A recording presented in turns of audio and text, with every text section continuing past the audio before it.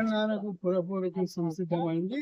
నిన్నటి నుండి అంటే నోటిఫికేషన్ విడుదల చేయడం కూడా జరిగింది. తెలంగాణలో 116 మున్సిపాలిటీలకు అలాగే 7 కార్పొరేషన్లకు అయితే ఎన్నికలు జరిగే అవకాశం ఉన్నది. అయితే ఇప్పటికీ ఈ రోజు నుంచి అంటే 28 నుంచి 30 వరకు అయితే నామినేషన్ స్వీకార పత్రాలు అయితే స్వీకరించే అవకాశం ఉంది. తర్వాత 11న ఫిబ్రవరి 11 నుంచి ఓటింగ్ ఉండే ప్రక్రియ మొదలుతుంది. ఈ నెల ఫిబ్రవరి 16 అయితే మేయర్ ఎన్నుకునే అవకాశం కనిపిస్తుంది. దీనికోసం అయితే ఇప్పటికే అన్ని తెలంగాణ రాష్ట్ర వ్యాప్తంగా అన్ని మున్సిపాలిటీలు కావచ్చు, అలాగే అన్ని కార్పొరేషన్లో కూడా ఇప్పటికే అభ్యర్థులు అయితే రెడీ అవుతున్నారు. ఈ రోజు నుంచి అయితే నామినేషన్ల ప్రక్రియ స్వీకారం మొదలుకుంది. అలాగే 11 తారీఖు ఫిబ్రవరి 11 అయితే ఎన్నికల పోలింగ్ అయితే ఉండే అవకాశం అయితే కనిపిస్తుంది. అయితే దీనికి సంబంధించి ఇప్పటికే అన్ని ఏర్పాట్లు చేయడం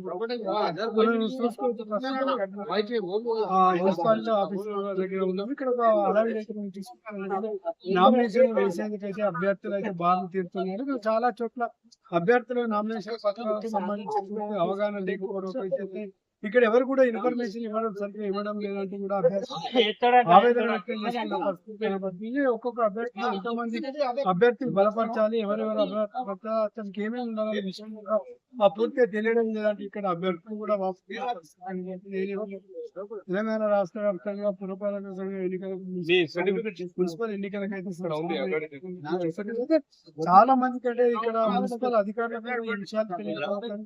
చాలా మంది ఓటర్ ఐడి కార్డు ఉండాలి, ఎవరైతే అభ్యర్థి పోటీ చేస్తున్నారో అతనికి ఓటర్ ఐడి కార్డు ఉండాలి, అతనికి ఆధార్ కార్డు ఉండాలి. అన్ని విషయాలు ఎవరికి కూడా పూర్తి విషయాలు తెలియడం లేదు. అలాగే అభ్యర్థికి ఎవరు బలపరిచే అభ్యర్థికి హౌస్ ట్యాక్సీ నల్ల బిల్లు లేదా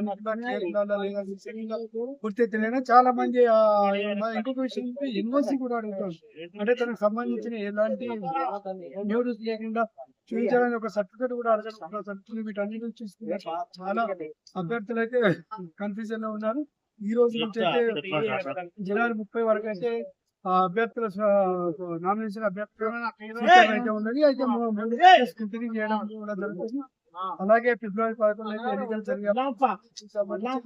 ఇప్పటికే అన్ని 116 మున్సిపాలిటీలు అలాగే 7 కార్పొరేషన్ రెడీ చేస్తున్న కనబడుతుంది. చూడాలి మరి ఎన్నికల అభ్యర్థులు పోటీ చేస్తారు. యువత కూడా ఎక్కువ పోటీ చేసేందుకైతే యువత కూడా ఎక్కువ పోటీలో దిగే అవకాశం కనిపిస్తుంది. అలాగే పార్టీ తరఫున కూడా చాలా మంది అభ్యర్థులు త్రిముఖ పోటీ కనిపిస్తుంది. బీజేపీ, బీఆర్ఎస్, కాంగ్రెస్ అభ్యర్థులు కూడా పోటీలో ఉండే అవకాశం కనిపిస్తుంది. అలాగే ఇండిపెండెంట్ అభ్యర్థులకు కూడా కొదవ లేకుండా పోతుంది. ఇండిపెండెంట్ అభ్యర్థులు కూడా ఈసారి చాలా మంది పోటీ చేసే అవకాశం కూడా కనిపిస్తుంది. చాలా నామినేషన్లకు అయితే 3 రోజుల టైం ఇవ్వడంతో చాలా మంది అభ్యర్థులు అయితే నామినేషన్లు వేసేందుకైతే మార్పు తీర్చుకుంటే చాలా చోట్ల చాలా మందికి విషయం కూడా తెలియకపోతుంది. అభ్యర్థి నామినేషన్ వేసే ఎలాంటి అవగాహన లేకపోవడం కూడా మనం ఇక్కడ చూసుకోవచ్చు. చాలా మందికి ఎలాంటి ధ్రువపత్రాలు ఎలాంటి పత్రాలు ఇవి నామినేషన్ వేయాలనే విషయాన్ని కూడా తెలియకపోతుంది. ఇలా చాలా మంది కన్ఫ్యూజన్ లో ఉన్నారు. క్లారిటీ వచ్చే అవకాశం మనకు కనిపిస్తుంది. ఎందుకంటే చాలా మంది అభ్యర్థులకు దీనిపై అవగాహన లేకపోవడం కూడా జరుగుతుంది. ఇప్పుడైతే చాలా మంది నామినేషన్ వేసేందుకు రేపు ఎల్లుండి అయితే నామినేషన్ల ఏది ఏమైనప్పటికీ తెలంగాణ